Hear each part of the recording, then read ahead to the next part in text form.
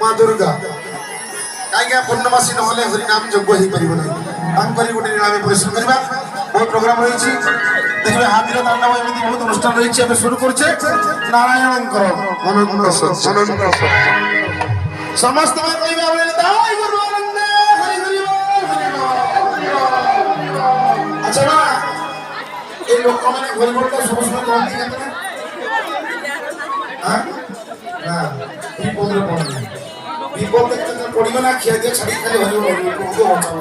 কমতি না ওর বলে মোর দোষ কিছু নাই যেটা তো মতে ভুলুছ তো তো বিপদ দেখি মতে